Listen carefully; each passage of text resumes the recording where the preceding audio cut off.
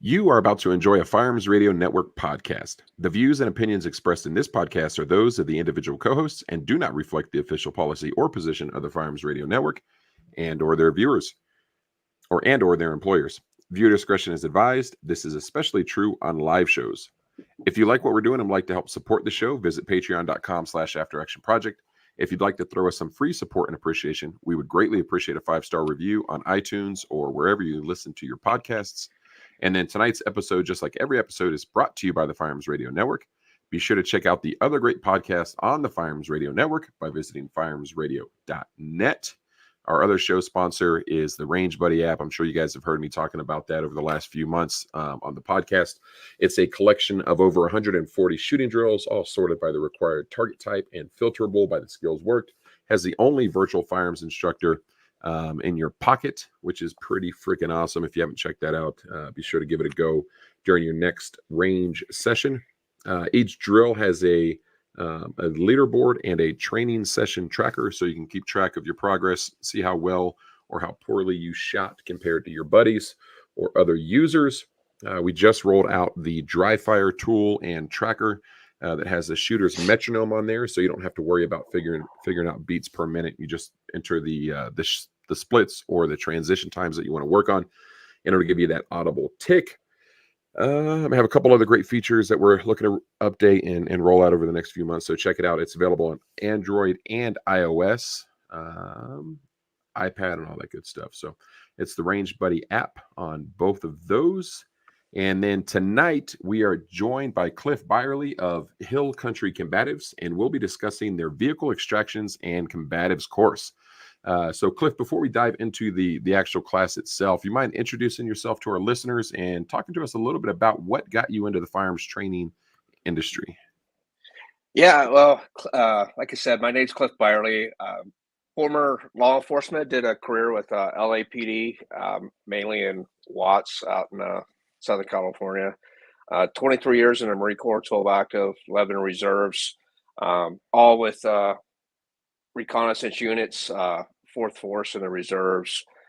Black belt, and I have a combative school here locally, but really what got me into the training side of things was back in 1993 when I was still active duty.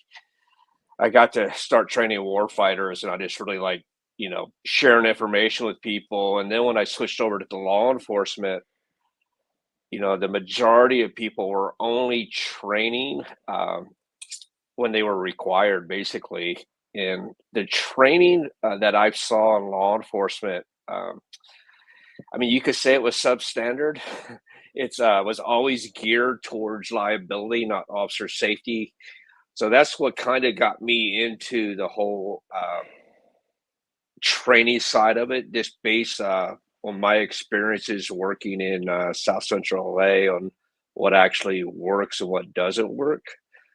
Because as a civilian, I don't really have to worry so much about lawsuits and liabilities like the department does. So I can share with other people tactics and techniques that actually will help them win a violent encounter versus helping the department. So that's kind of like where I got into it. It's like, and now it's like with law enforcement training, I'm done trying to recruit cops to train. I have a select few departments around the country that bring me out, and that's what I do.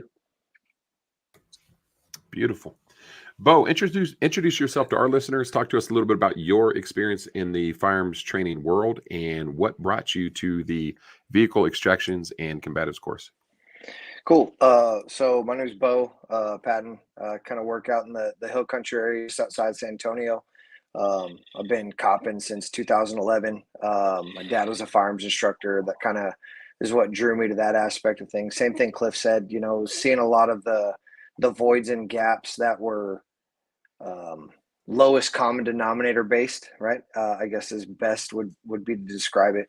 And just kind of, I guess, focusing on like getting people up to par and kind of breaking that lowest common denominator piece.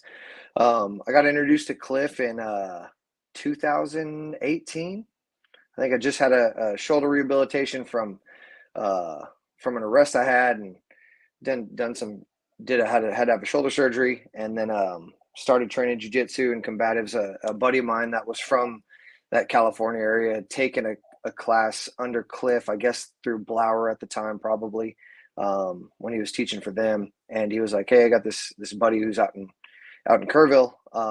Let's go link up with him." And so started training, doing a lot of arrest control stuff, kind of implementing the grappling piece of jiu-jitsu of grappling into the law enforcement aspect, and then started working the vehicle extractions and combatives, and like working in that confined space.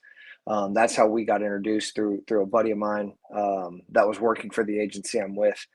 And we did vehicle stuff, field contact. It's been the wide gamut. So that's kind of how Cliff and I got linked up, with kind of being within the same proximity of one another, and started, just training all the time. That's awesome. Cliff, talk to us a little bit about the course, vehicle extractions and combatives. I'm assuming it's an LEO only course. Well, it is and it isn't. For the most part, it is. Vehicle extraction combatives was initially designed for LEOs only, because that's something that's a huge part of law enforcement that's not trained. And the vehicle extractions in combatives, the extraction is basically like split morning and then afternoon, but the extractions part is basically designed for patrol officers. They do a traffic stop, they have probable cause to get the driver out of the car, and the guy's basically like, screw you, I'm not getting out of the car. So it's just, this is a safe method how to it's like you and one other person, your sister unit that's on the beat with you, how to safely approach the car that gives you a tactical advantage, and then how to actually get the guy out of the car when they don't want to get out of the car. The combatives portion is more designed for like the undercover guys that are getting in cars, buying dope, that kind of stuff, which I dealt with before. But it's also like a lot of times if you really pressure test vehicle extractions, and if you pay attention to videos, when somebody says they're not getting out of the car, generally that fight is going to end up inside the car. So it teaches you not only how to, because a lot of people, they say they fight in cars, but they don't know how to use the interior of their car to fight in. And that's kind of what we focus on, is actually how to use the confined space to apply pressure and achieve a tactical advantage, superior position inside of a vehicle. So can a civilian take this course, or? Yes, actually, I've done it where actually coming up in February, I'm doing an all day, it's going to be basically a vehicle combatives class with no extraction part of it. And it's going to be all for women. You're sitting like at the gas station parking lot, and some dude jumps in the passenger seat because you're not paying attention, your door's not locked. So we're going to fill out the whole like awareness defense portion for women, because we had a couple incidences here recently in our small town with carjackings and stuff like that, stuff you really don't hear about in these small areas. But I had a couple women contact me and are like, hey, what can we do? So they asked for it, so I put this class together coming up in February, and it's just going to be like how not to get shoved into the car, how not to get pulled out of the car, and what to do if you're.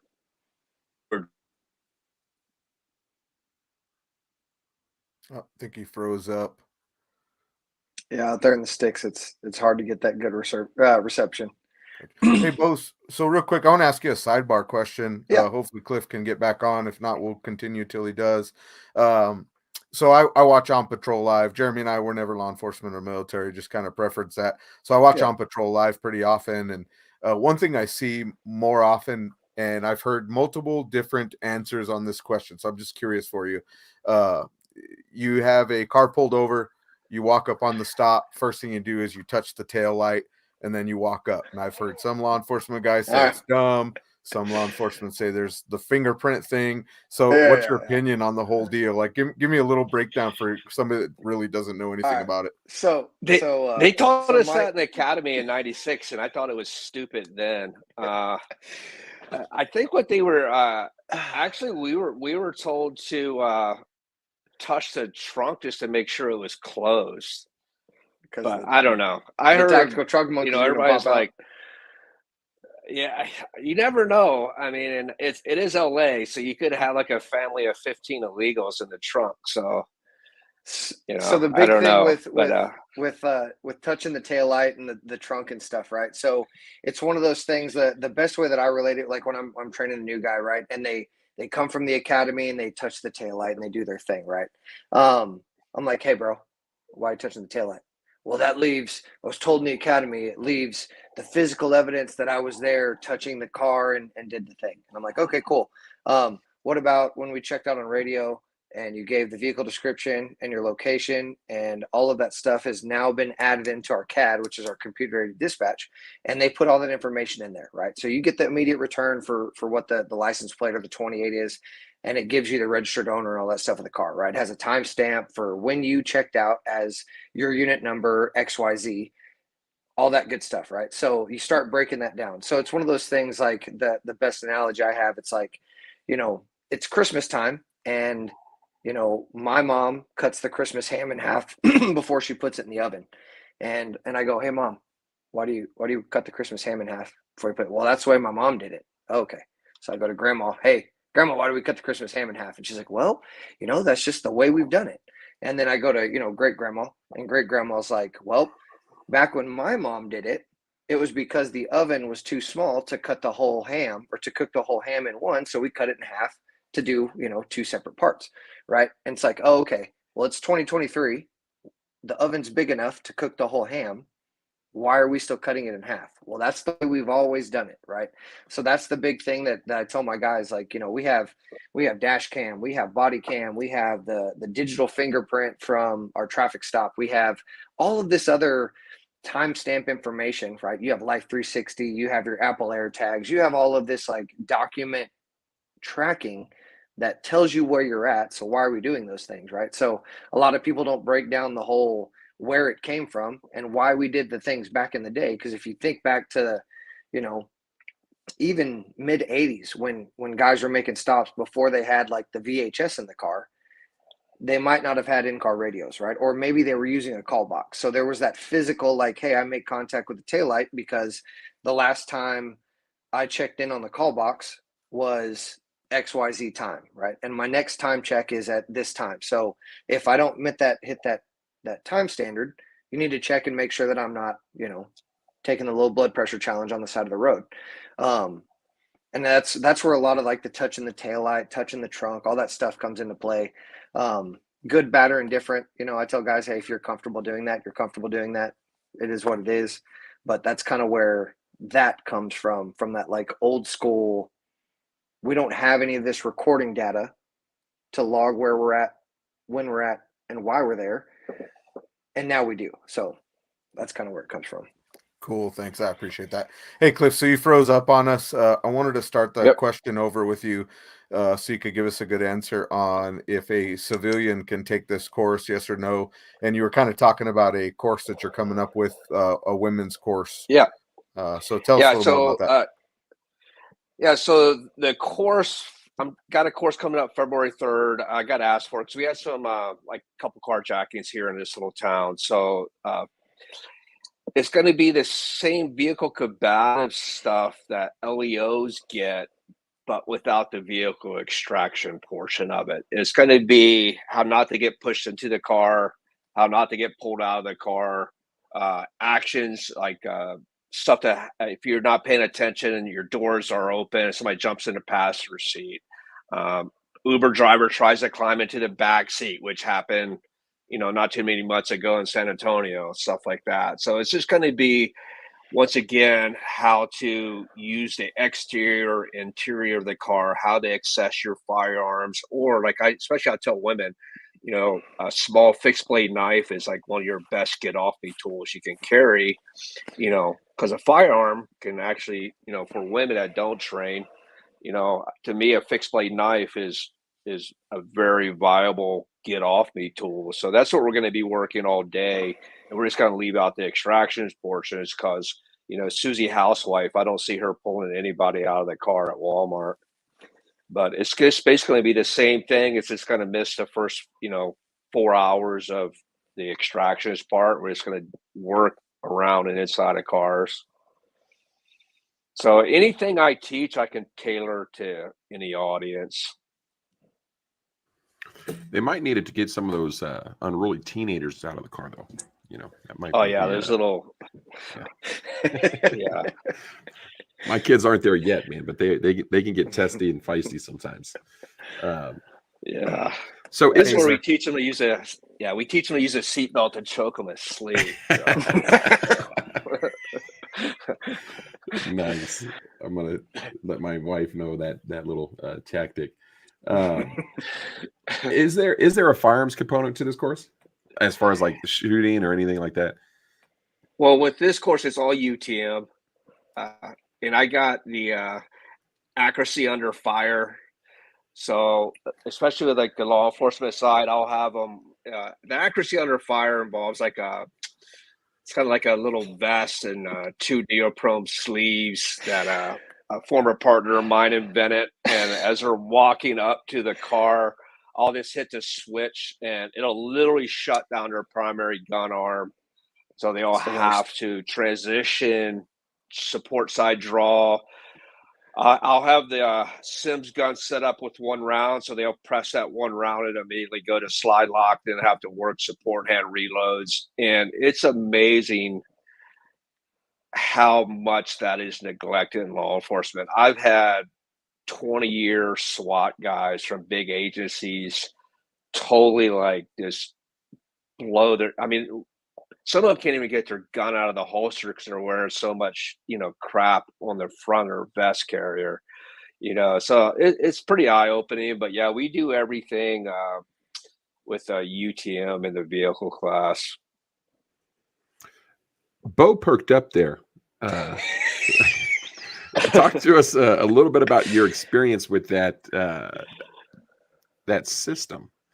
So the AccuSleeve, right? So me and a buddy of mine, Will, took our belt testing for jiu-jitsu, right? Under Cliff, and under him, it was kind of, you know, it's not just like the jiu-jitsu skills, right? So blue belt, you have your little bit of medical, a little bit of fitness, striking component, you know, all the grounded skills, all the jiu-jitsu stuff, and then there's, you know, a fitness component, firearms component, and then as you know, move up through the ranks, when we did our purple belt test, we did some CQB work, and Cliff was like, "Hey, I got this thing," and I was like, I don't like it when you get that twinkle in your eye and you like want to do a thing, right? And so he's like, "Hey, just put these sleeves on, it'll be fine." And so we're working like the CQB component of like our purple belt testing, and it was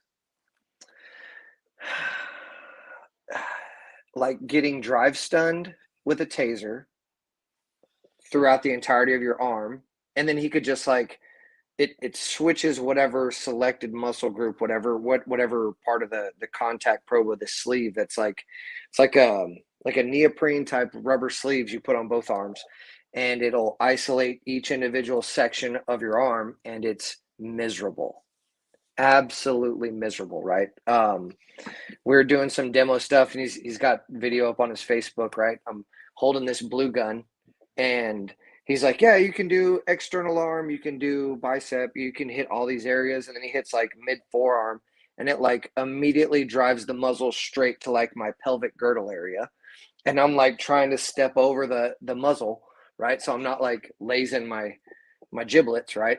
And it just, there's nothing you could do. And I was like, it just goes dead. He was like, "Yeah, it helps to simulate, you know, if wind up getting that limb affected with rounds or a blade or some sort of impact, right, that starts to shut that like nervous system piece of, you know, your extremity down, simulating, you know, as best you can versus like just shooting me in the arm, of that arm going dead or going limp. And yeah, it's a thing. It's very memorable. There's some minor PTSD that gets involved with the Aki system. It is what it is, right? But it's always a good time. So it's a trip. Man, that really piqued my interest. I've never heard of this before, and you see people in classes trying to run demos where they simulate your dominant hand being taken out of the fight, and they do all kinds of, they'll duct tape a kit to it or something. So it's an actual system, Cliff, that accuracy induces... under fire is what it's called. Yeah. And a former gang cop out in LA invented it. Tim Pierce is his name. His wife was actually shot, or his ex-wife, I should say, was actually shot and paralyzed from a robbery suspect. And her response to being shot is what actually how he came up with this system. So like you can even put I've even put officers like in the driver's seat, like we've seen quite a few times in the last couple of years, and just have a role player, walking past the car and engage them with a UTM sim gun, and it just shuts down whatever arm I want to shut down. Then they have to figure out how to get off the seatbelt, get their, transition to pistol, and it really exposes like how few reps people do with support side draws, reloads, that kind of stuff. It's pretty interesting. I was just up in Minnesota back in, it was actually like in April or May, and small department up there in Minnesota, and the administration tells the officers how their outer vest carriers have to be set up with what equipment. And when I shut down this deputy's primary arm, he had so much junk by policy, he couldn't even reach his gun, and they weren't allowed to carry backups. Like my entire police career, I carried an Airweight 38 in my support side front pocket, but they weren't allowed to. But after that scenario, that later that night, he had a sit down with his chief to figure out what they could do about gear, because if that was a real scenario, he would have been burned down. So, I never thought of that, really. Of course, from somebody who really has zero experience with this, and I often, again, watching TV shows, I see the guys that have their chest carrier just covered in stuff. And I'm like, okay, that makes sense, to free up the waist to be able to get a little bit more maneuverability, to jump over shit and all that stuff. And I never thought for a second to think about having to be able to access anything in a closed quarter space in your car. So, I think that makes a lot of sense for me. Do you have a limit on how many students you put in that class at one time, or? It really depends, honestly, because like if I do a lot of classes here at my house, so I limit it to like 12 people. If I'm doing it for an agency, it really depends on the space and the equipment. Like I do a couple classes a year up in the Dallas metro area, and those classes will have like 20, 25 people on them, but they have access to, 6 different cars and all the gear. Here I'm providing, when I do classes here at my house, I have it where you just have to show up and train. There's no excuse. Like I have all the equipment, I have all the extra holsters, whatever you might need to train, you just have to show up. And my wife's a pretty high-end cook. She even makes lunch for everybody. So nice. I was going to ask, it's the highlight of the training. Yeah. I bet after shutting your arms down, I mean, I'm pretty sure you'd be happy to go enjoy a good hot meal. But so I was gonna ask that also as far as vehicles, right? Because I'm looking at law enforcement now. There's a multitude of different vehicle options that you have, department to department, even multiple Mhm. departments. They have the Dodges and you have the SUVs and you have the Fords and the Tahoes. Does it matter as far as vehicle and how you train that with each person? I really look at it for the area, but it's like I get asked a lot, especially here in Texas, because you have these, parking lot off-roaders with like 20-inch lifted trucks and, all that stuff. And I tell people, man, if if the suspect's vehicle gives them a tactical advantage as far as height and stuff, then, come up with a different problem. I'm not going to be climbing up into somebody's truck, but like if it's just a standard like F-150 or car, it the concepts are the same. It doesn't really matter. Every interior of the vehicle, across the board are set up the same way. So you just really have to pay attention to like, especially around here in like your area of, New Mexico, like with the trucks, if the vehicle provides a tactical advantage to the suspect, then like what we would do is start introducing we'll beanbag the rear passenger window to create a port and start pumping pepper balls in it. So there's always Or, a second option, but or send a fur missile. yeah, send it a dog. Is that kind of a last resort? Trying to drag somebody out of the car because they refuse. And you just mentioned pepper balls, fur missile. There's so many other options. Would you say that's like, okay, if I got to go hands on with somebody in a car, this is like the most, I mean, you always say car stops are most dangerous for you guys, right? So I guess that's some of the questions, like, is this would this be something of last resort, or is this something that's pretty normal you have to do? It's actually pretty normal because you figure you pull a guy over and this is like his fifth DUI. He doesn't like he doesn't have the mindset or attention to do any harm to police. He's just, delaying his arrest, you know. But of course, it's the context. Now, if we do a traffic stop on a known murder suspect, then of course putting hands on is going to be a last resort. So it's really what's the context of the stop, and what we're teaching is it's that traffic stop. You smell weed or whatever your PC is, and it's like, hey, dude, step out of the car for me, and they're just like, piss off. I'm not getting out of the car. It's like, oh, okay, now we'll play that game. So, but of course, you pull somebody over and it comes back, stolen a car, taken in a armed robbery. Of course, you're not going to put hands on the guy. It's going to be a higher level of force and risk versus reward.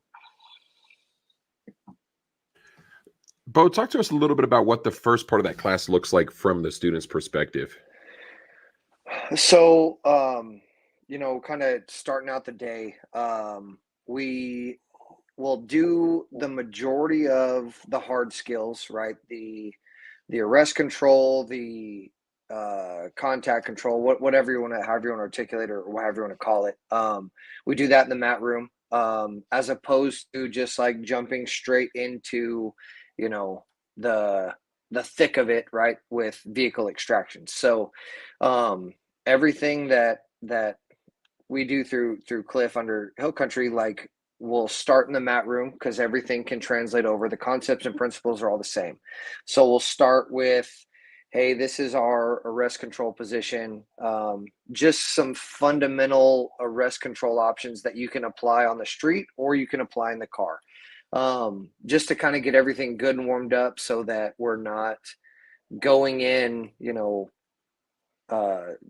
tight muscles, tight joints, all that good stuff, like potentially setting yourself up to be prone for injury. Good warm up, making sure everything's squared away. And then we'll hit a good amount of the arrest control stuff that's applicable to confined space or into the vehicles that you can also do in an open mat room. And then we'll start transitioning into the vehicles and working into the entries, starting to make contact, how you set up your cover guy. Then we get into starting to talk about how when you're extracting somebody from the vehicle, it's a one person job, because sticking two people in the door, can create problems, and the problems that it can create. So that's kind of when we start out, it's all open space in the mat room, but it's the application of how you can still use those same concepts and principles, in a hallway, between cars, in the car, stuff like that. And then we bring it to the vehicle to kind of tie everything together. That makes sense. Cliff, since I'd imagine the bulk of the students are law enforcement and patrol officers, if we're looking at that course and that course makeup, what's the spread on skill set as far as the willingness to go hands-on and the actual ability to be effective in that situation? That's really varied, because I mean, it's like, I still say probably 97% of law enforcement doesn't train unless required. But like these type of specialized courses, generally they attract your more squared away individuals. And the thing with the vehicle extractions is a lot of people that are coming out for these classes, they're like we just had I guess it was about a year ago, there was a cop did a vehicle extraction. It turned it into, I mean, it was a shit show. But he's never been trained on vehicle extractions, but his agency still fired him instead of sending him to training. So, and that's happened quite a few times in the area. And so a lot of the trainers that actually train was like, well, that's kind of our fault as trainers, because they've never been trained on it, yet they're losing their jobs. So yeah, it usually most of the people that come out for my class, they train on their own. They go to firearms classes, they take jiu-jitsu classes, they're what a professional, you would think a professional would do, basically. I want to talk a little bit, I don't want to get too political about this next discussion, but you'd imagine, and a law enforcement officer can go their entire career without, having to draw their handgun.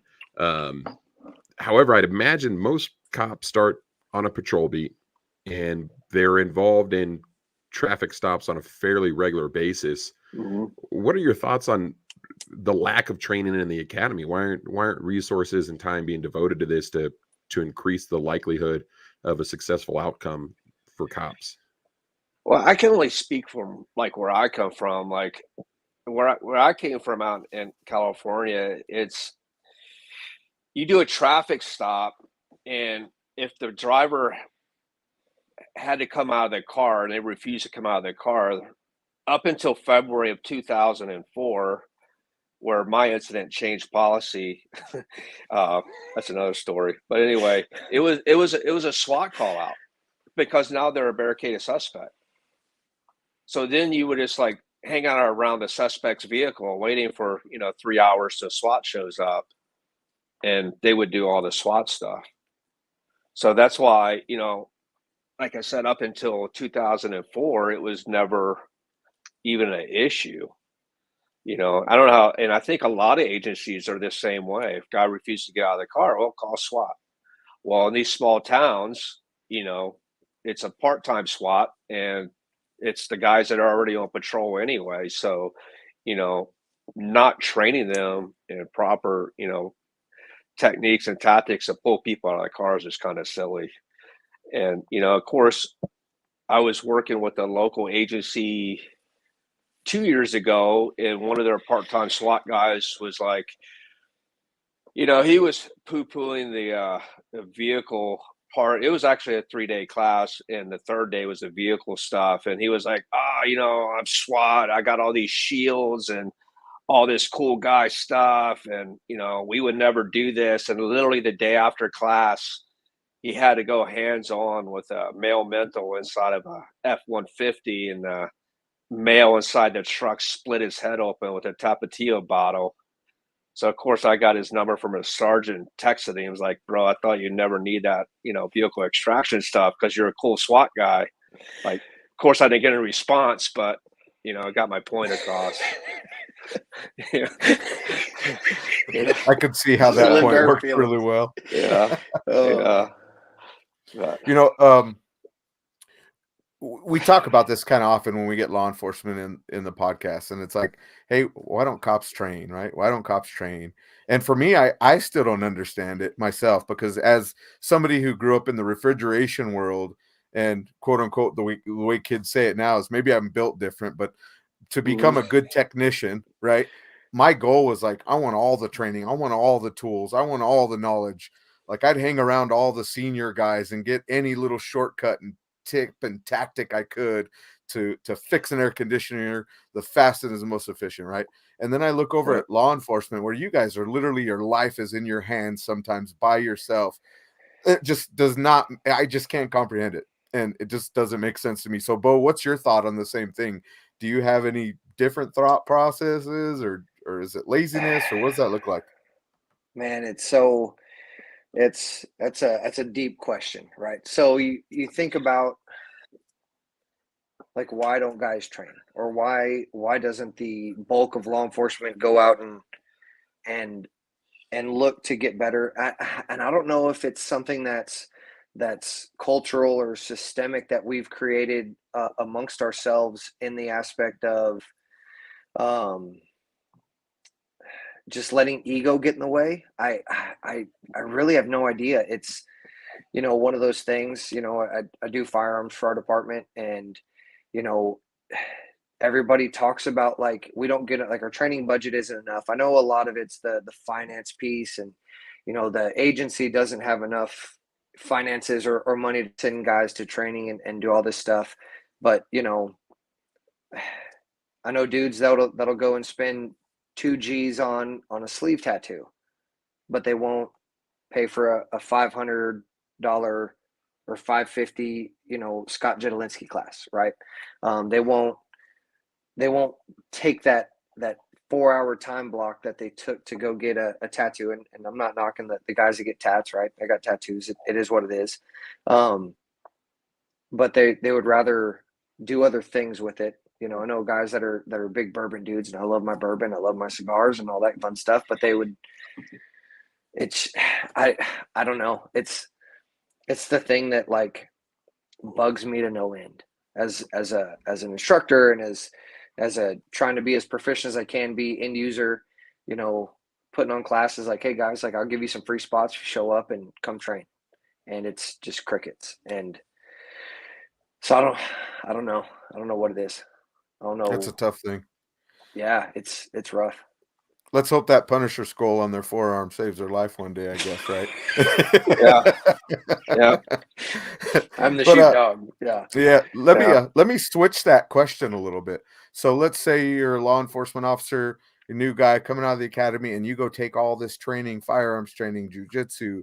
You actually take Cliff's course. Does that benefit you? Obviously, beyond like the actual doing the work, but does that benefit you in the ranks as far as knowledge and expertise?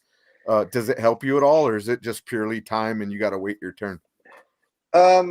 So for me, you know, I was kind of one of those guys that was, you know, hungry and trying to learn and grow. And it was beneficial to a point, but it's, you know, it's that bureaucratic government system, right? Like, you got to put in your time before you can start, you know, with a X amount of years time frame before you can promote to the next level and the next level. And you got to have certain amount of, like, you know, collegiate time or whatever the case may be.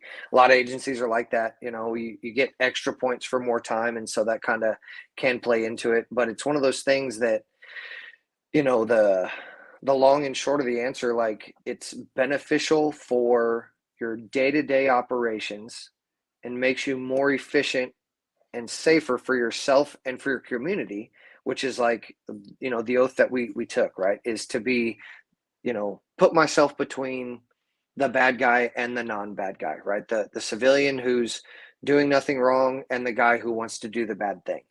And it definitely puts you into a more objective mind frame than subjective fear-based responding to whatever incident or critical or kinetic, however you want to call it, deal, right? That gives you a lot better understanding of how to do what effectively at the right time. And then on the back end, right, is being able to articulate what you need to do or what you did when you did the thing that you did, right? Because a lot of things that when I'm subjectively responding in a fear-based mentality, it's, debriefing guys on a force application, like, hey, what happened, bro? And it's like, oh, I was in fear for my life. And it's like, all right, cool. What does that mean, right? Because the jury, the judge, your administration, when they're looking at your use of force, we're sitting in an air conditioned controlled environment. We're sitting there, sipping our coffee in the morning, doing our thing. We're not under the stress that you were at 2:00 in the morning dealing with the meth head who is trying to take your gun or trying to do the things. And you're saying that you're in fear for your life, which is a valid point. But why, right? Because the why is more important than just the sole aspect of I was in fear. And so having those overdeveloped hard skills is what gives you, hey, while I was contacting person, they started displaying these pre-assault indicators, which led me to believe that the imminent threat of bodily injury was imperative or oncoming, right? Whatever your objective articulation is, and then the force application that you use. And it kind of takes a lot of that subjective response out of it, which getting into, the post event, because everybody wants to think about, like, oh, I'm going to, kick out the windshield like in Call of Duty and shoot out the window and do all the cool guy things. All right, cool. Like you see in the movies and TV, right? And then they do the thing, and then the morgue comes and picks up the body, and then the end of the show, right? Well, our end of the show is I go into IA and I have my conversation with the IA and hopefully my attorney, right? And I start talking about that thing, and I ride the desk for, a couple days or a month or however long it takes for them to figure out what happened for that 30-second incident of a force application. And being able to objectively articulate why you did what you did and how you did what you did is where having those front-loaded hard skills comes into play, so that 30-second incident is the 30-second incident. You're able to articulate it, and then that 6 or 8 or 9 months of administrative investigation can be expedited, and it's a lot less overwhelming having those hard skills. So it's more of it might not necessarily, and depending on your agency, right? Because there's, like in military, like in law enforcement, like in the civilian sector, you have good leaders and you have bad leaders, right? So, and that plays a big part of it too. So being able to go through and work through that process of, they might recognize it. If they do, great. If they don't, you're benefiting yourself, but also it's not just for a selfish reason of like, hey, I want to be the best grappling applicator or jiu-jitsu applicator as a cop, or the best shooter as a cop. I want to be the best shooter, not for me, but for, the wife who kid is getting kidnapped at the gas station, right? I'm there. I can deliver an effective hit on target and stop the bad guy from doing the bad thing. So, if it's beneficial for your career, great. But that's not always the case, depending on, the pedigrees you have or the resume or the classes or any of that stuff. But having the hard skills is definitely beneficial in the aspect of like developing your career and developing your skill set. So. Awesome. Thank you for that. Hey, Cliff, let me ask you a question back to the course a little bit as far as size. When you're having vehicle extractions, right, and you have maybe a large man and it's a small law enforcement female officer, or a really large officer versus small guy, however it is, that disparity looks like. So do the tactics that you teach generally work generically for everybody, or do you have to adjust those different methods and styles depending on the size of the person? Well, I mean, the concepts apply to everybody across the board, but like I tell people, if me and a female that doesn't have my hard skills, it's like, or not even a female, but because I've worked with some amazing females, but it's like, so you have one cop that has a higher skill set than the other, then whoever has the highest like hard skills of putting hands on people, they should be the ones going inside the car and putting hands on. Because regardless what bullshit the Gracies try to sell people, size matters.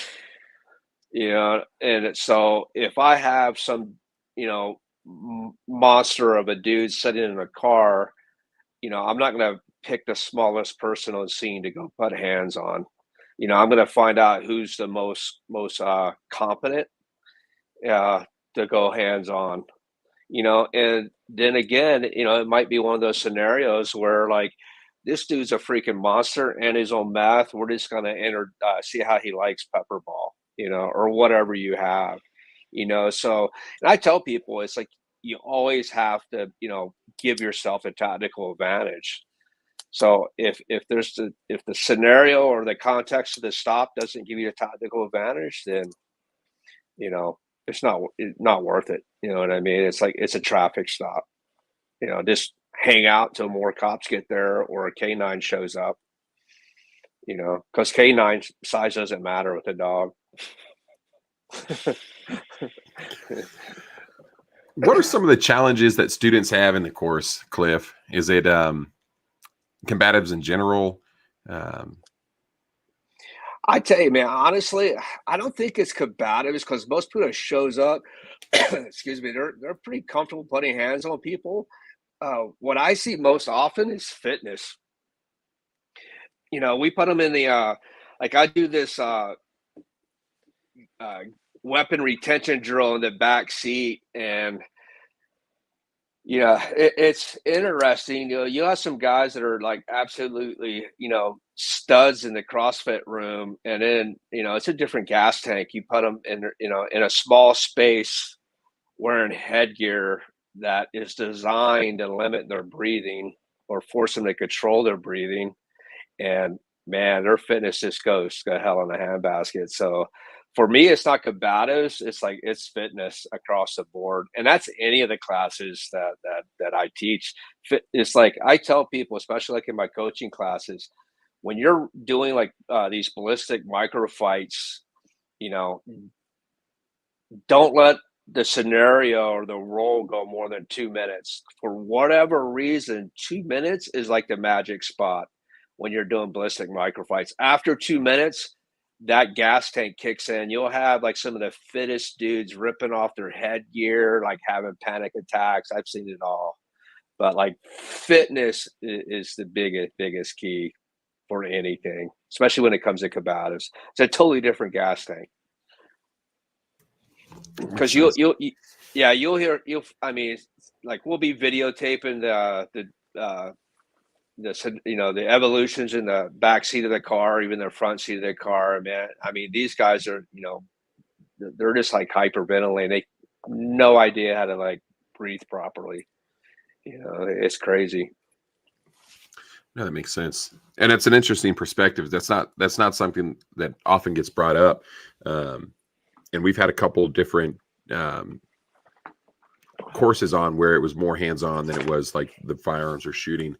Bo, I want to get your thoughts on what were some of the biggest takeaways that you had as a student coming away from that class?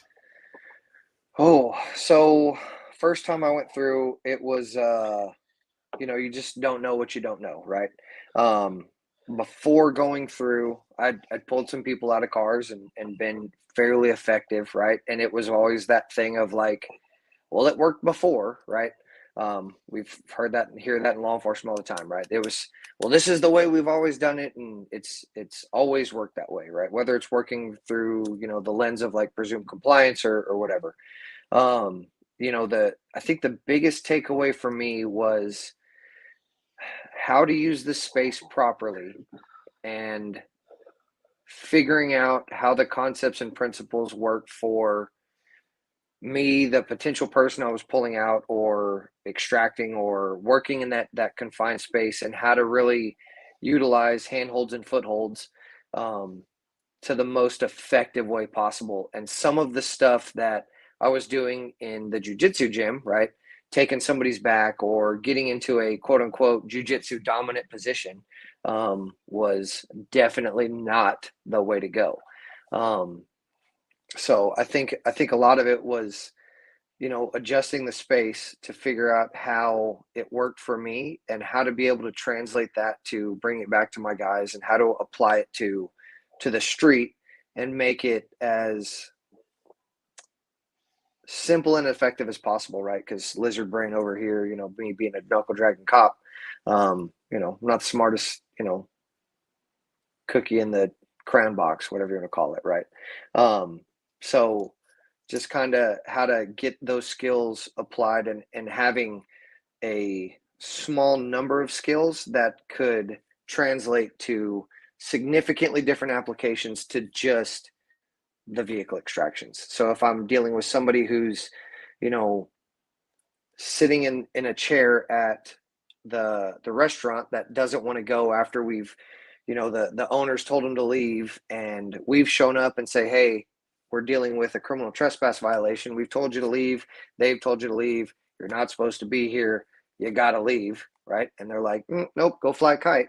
And it's like, all right, cool. Now it's time to make you leave, right? So how to apply that into different spaces of what that is. And it's really a handful of fundamental grappling techniques. So, Cliff, I want to Bo brought up a couple things that sparked a few questions in my mind.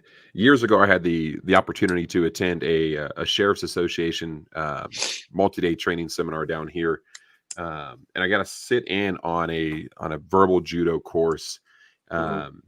And so towards the end of that, Bo was talking about you ask for compliance, and then if they say no, it's okay. Well, now I have to make you.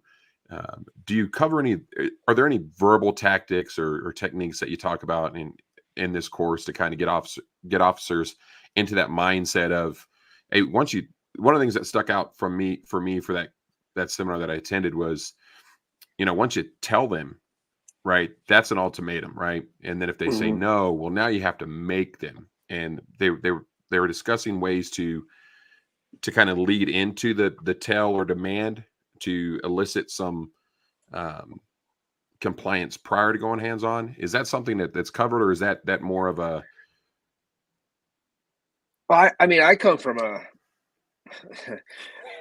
I come from a world where ask, tell, make, because I got out before body cameras and stuff like that.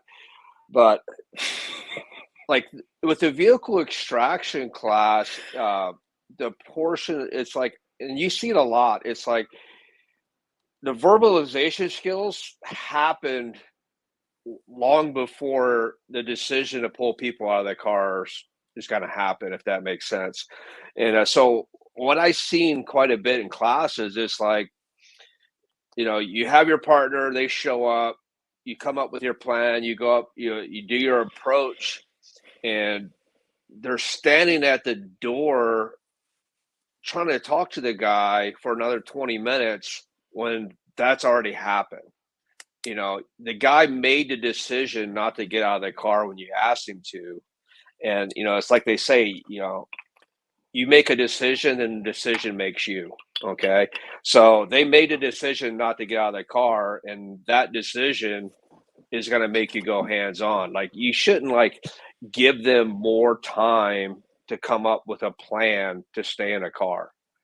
Once I make the decision to go, hey, we're going to pull this dude out of the car, and I have the assets there available to pull the dude out of the car.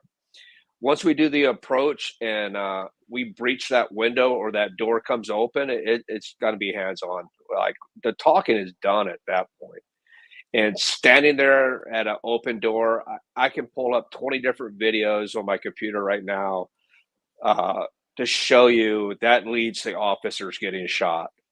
So as soon as I have a breach point, I'm going hands-on. I'm going to overwhelm you with violence of action.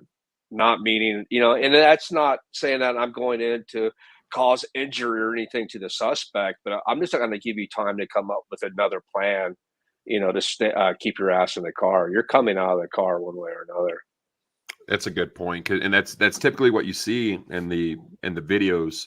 The badge cam, right? It's the all right, step out of the vehicle, and then it's the guy says a few words, made the decision, he reaches in for something instead of, hey, get out of the vehicle, going hands on.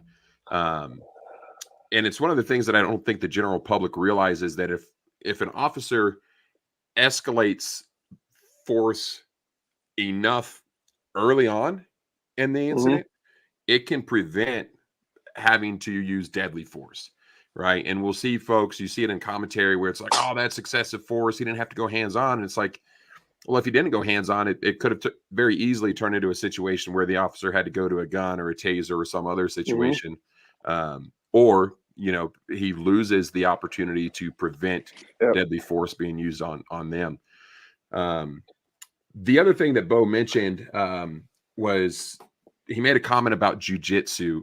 Are there skills that students can learn in, again, I don't want to call it a sanitary, right? But on a jujitsu mat that might lead to some bad habits specifically for vehicle extractions? Oh yeah, there's a lot of bad habits in jiu-jitsu. I mean, not only for vehicle extractions, but for street encounters. Like we were just talking about today, I was at class today training. It's just like when you start gi jiu-jitsu or even no gi, you create a habit of reaching for people, and reaching, if the guy knows how to wrestle, sets up arm drags and also sets up various strikes.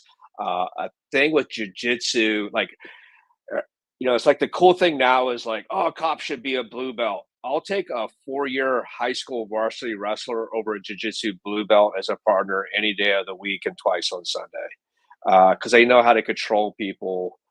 They understand takedowns. Because the thing with jiu-jitsu that a lot of jiu-jitsu echo chamber guys who look at jiu-jitsu as a solution to everything, is like a lot of jiu-jitsu positions are based on point value, right? And that point value position might not be the best position to be in, especially in a confined space. That's why the majority of stuff I teach in the vehicle or any kind of confined space class, it's more wrestling. It's a lot of wrestling rides and control over, in a lot of the ride positions, they provide 0 points in jiu-jitsu.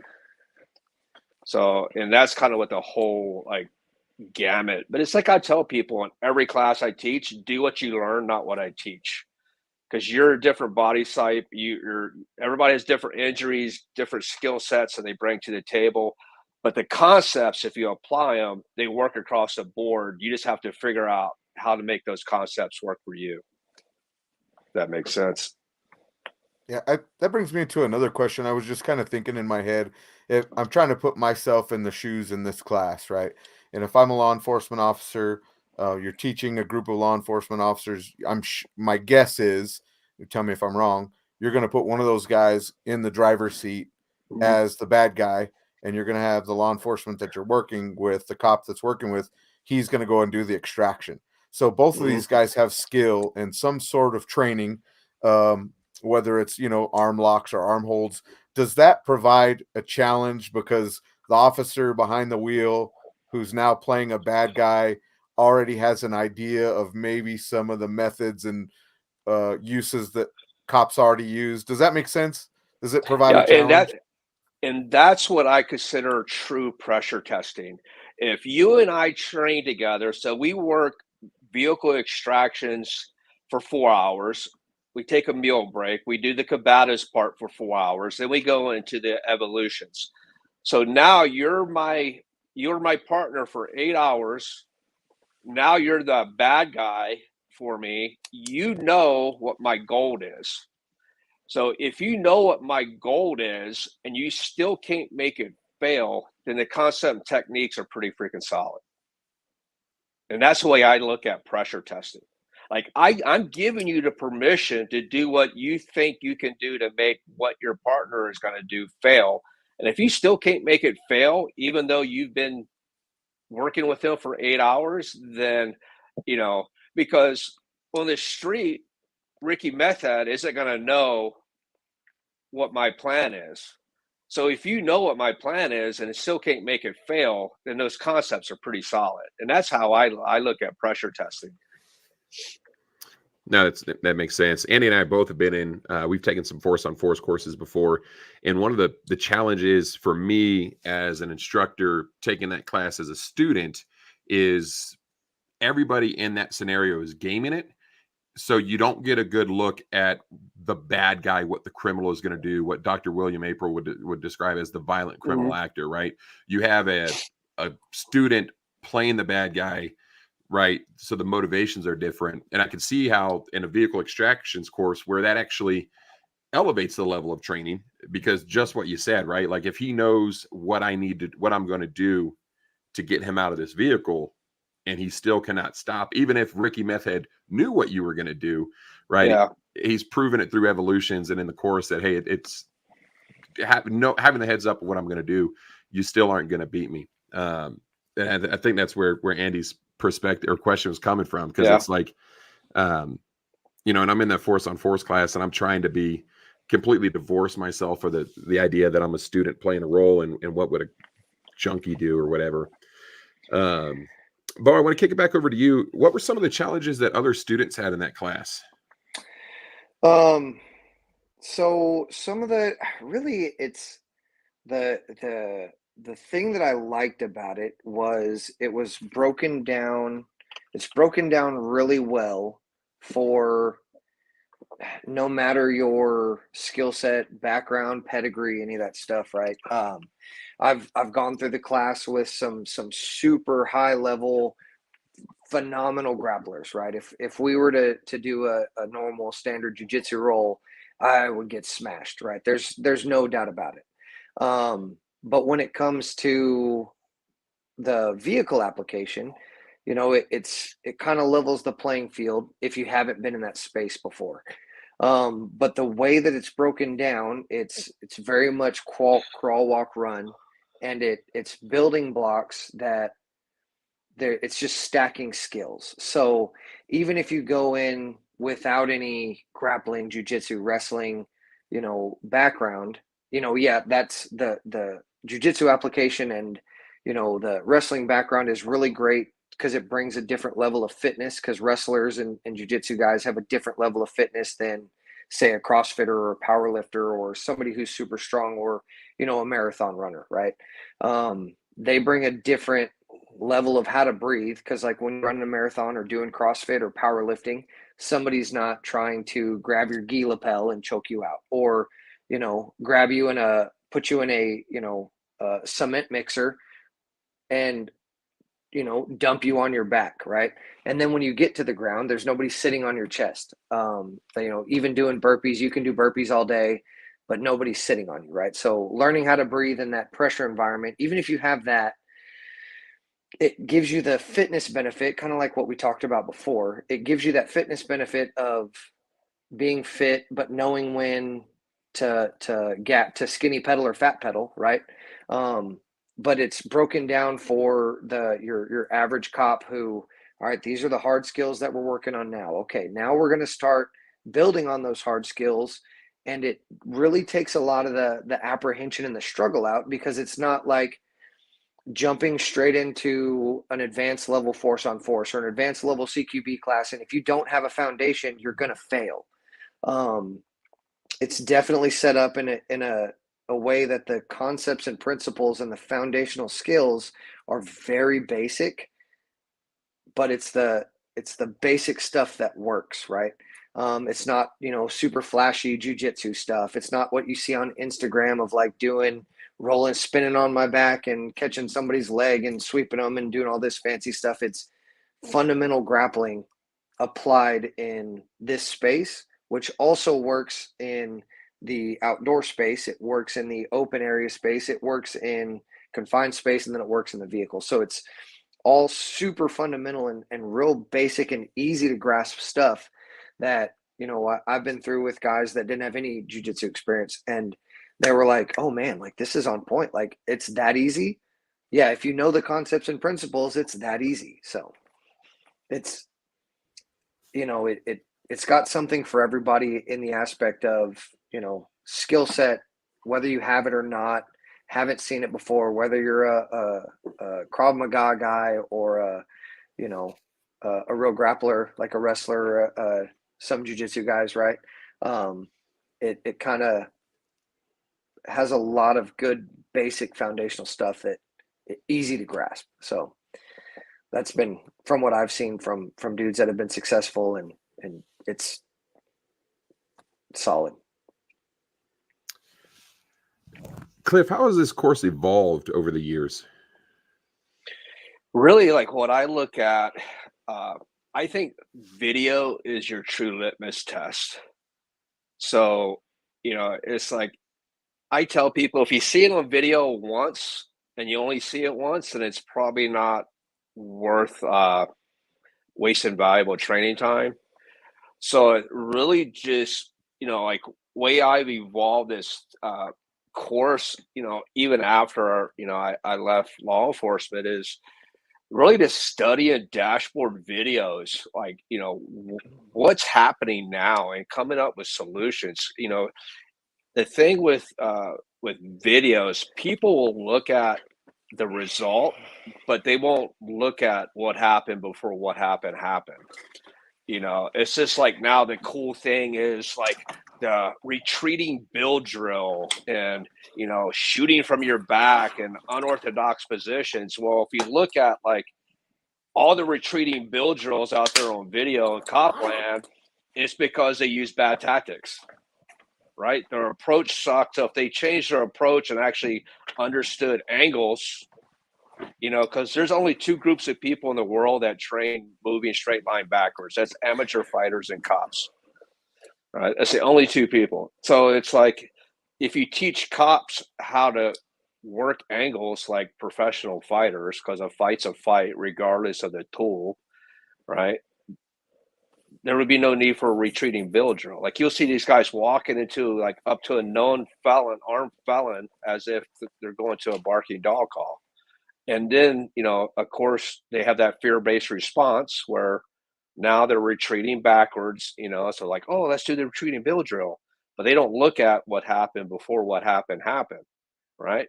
And then it's like, oh, he fell down on his back because he was moving backwards out of fear. So, of course, he fell on his ass. So now we got to do all these unorthodox positions.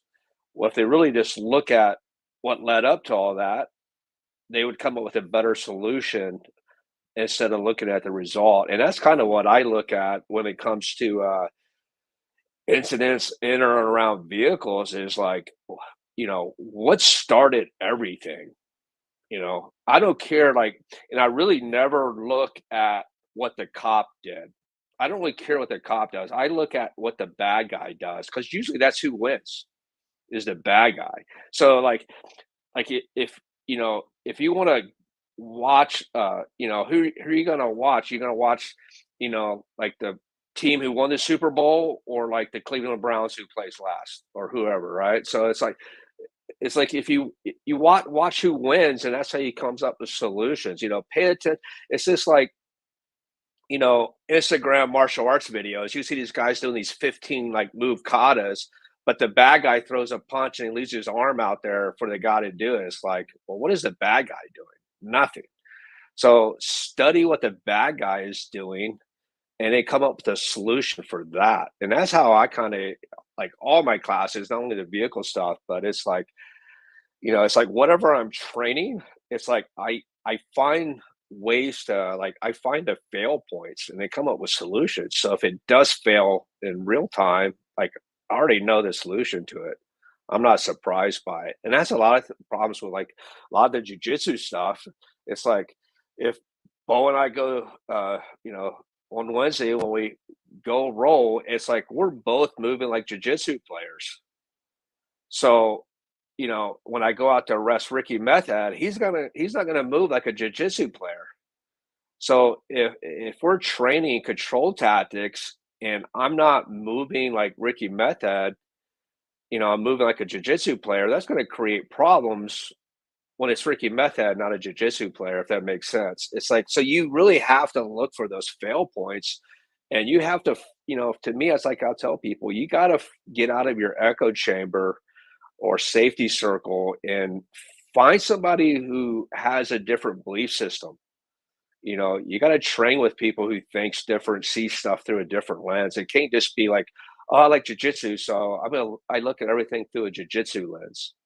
It's like I hurt some guy's feelings yesterday on social media, which is probably a shocker to some, not really, but it's like, dude, just because you're really good at jiu-jitsu doesn't make you an asset. Because I've seen you shoot, and I'd feel comfortable with you shooting at me because I know you wouldn't hit me. It's like, just because you're good at one thing doesn't make you an asset. But that's like, I grew up training, so to me it's a lifestyle. But I train across the board. I don't train to be great at any one thing. That's good, man. Back to the discussion we were having earlier about, cops not training often. I'd imagine a big part of that deal is after working 50 or 60 hours a week, the last thing you want to do is go out and do some more work stuff. So it'd be nice if there are some departments that would start implementing that into the work schedule somehow. And I know the, budgets for police departments across the boards are being cut, and there's calls to defund the police. And I've always been one to say that, hey, it's a lot of the issues that we're seeing, a lot of the so-called issues that we're seeing come out of the law enforcement community is very little to do. It has little to do with anything other than a lack of training. Right. And everybody wants to point the finger at, I think racism is the big one they point the finger at. And it's like, man, that officer was scared shitless because he's never had to go hands-on with somebody.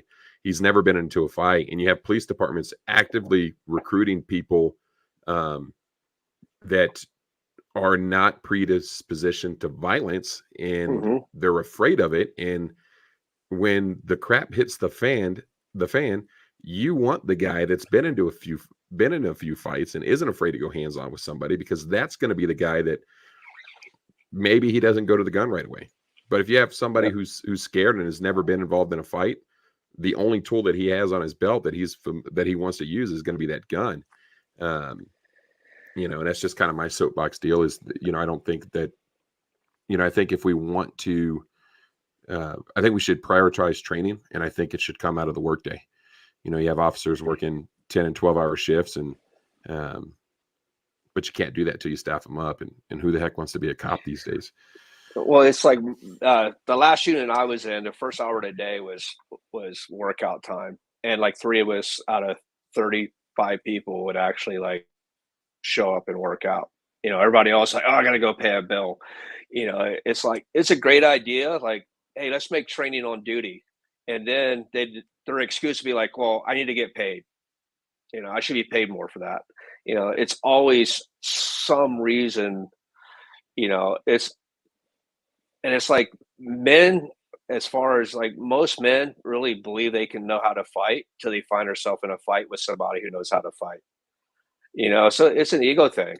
They don't mind going to the range, because the range doesn't hurt their ego like getting smashed by a 120-pound female does. So, but I mean, there's always an excuse. I mean, we had something like 330 people on paper, excuse me, at my station, and probably 5 of us trained on our own time out of 300 some people. So like 3%, maybe. And I think a lot of it too is it's a leadership thing, right? And so I did this recently, got promoted and got on this like leadership high horse of kind of understanding like how to be a good leader and all that good stuff. And I've noticed, so with my agency, the first Saturday of every month, I open it up to surrounding law enforcement and hit up all my buddies and like, hey, we're going to do an hour and a half of law enforcement specific jujitsu, right? We call it cop jitsu.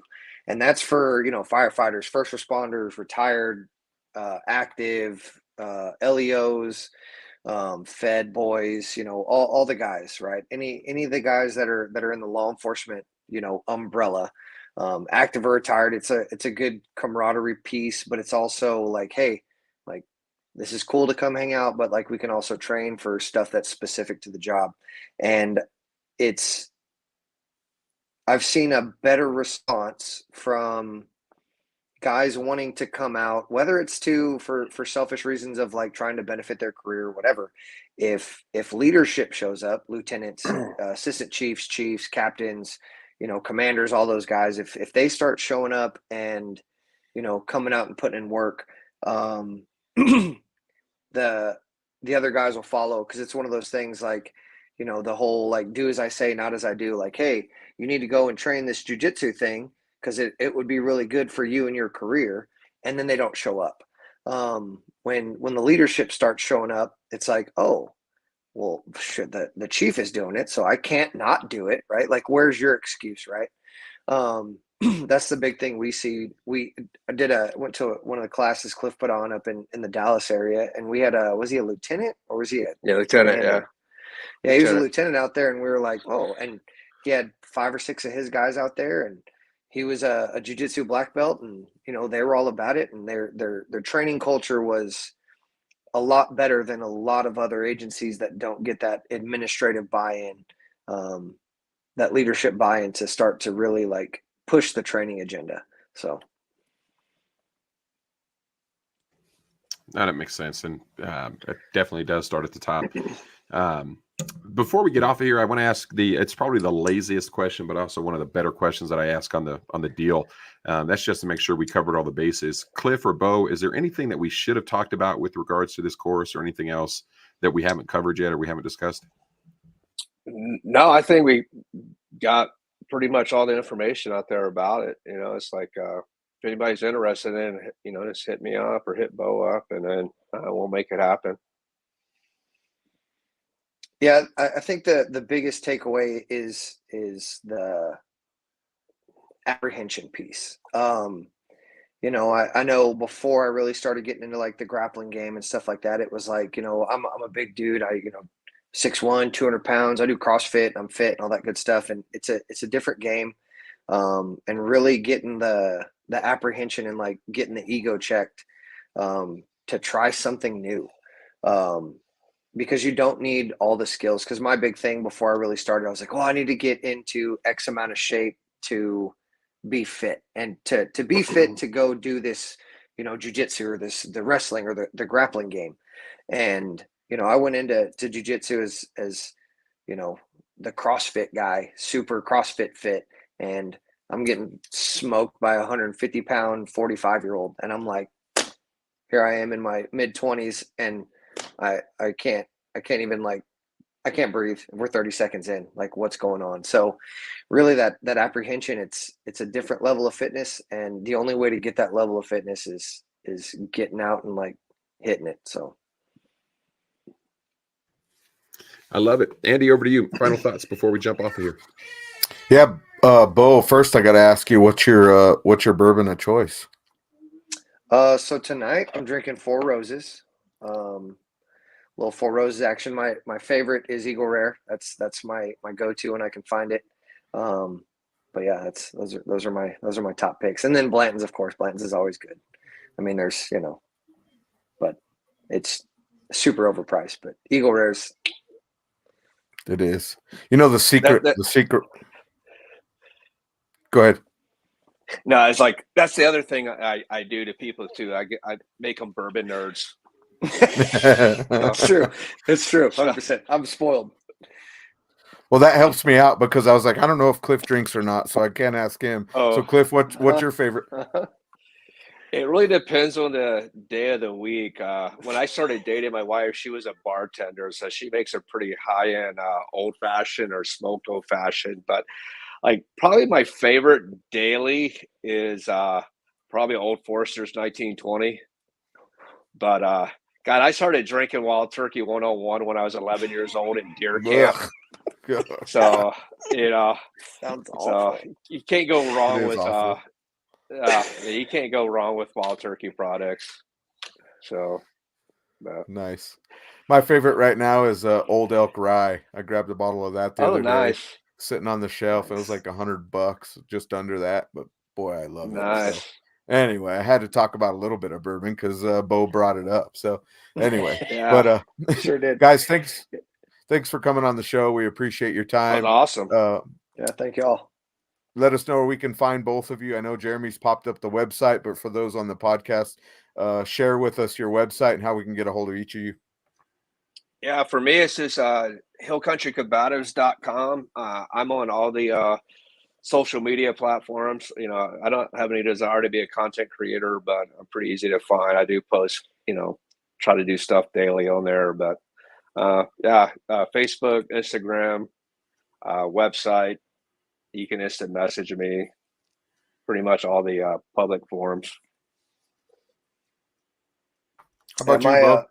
My company's 303 Solutions LLC.com.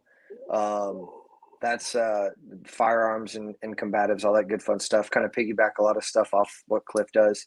Instagram's 303.solutions LLC because 303 Solutions was already taken, so I had to start mix matching stuff. Facebook, all that good fun stuff. Facebook's just Bo Patton. It's BO, short for Bowen. I got two last names because I got my mom's maiden name as the first one. But yeah, all the stuff's there, and like Cliff, I'm just like to post stuff, and not trying to be a content creator, but nice. Well, it's about an hour and a half in already. Definitely want to give you guys the rest of your evening back. We really do appreciate you jumping on. It was a great class, man. I was when Andy hit me up and I was looking at, when I saw it come through, vehicle extractions and combatives, I was like, man, this is going to be a good conversation. And it did not disappoint. So I really appreciate the time that you spent. I think all of our listeners are going to benefit from it. And not just the folks out there in the law enforcement community that happen to listen to our podcast. So thank you guys so much. Remember, it's your life, it's your safety and protection. It's your responsibility. Y'all stay safe, and we'll see you.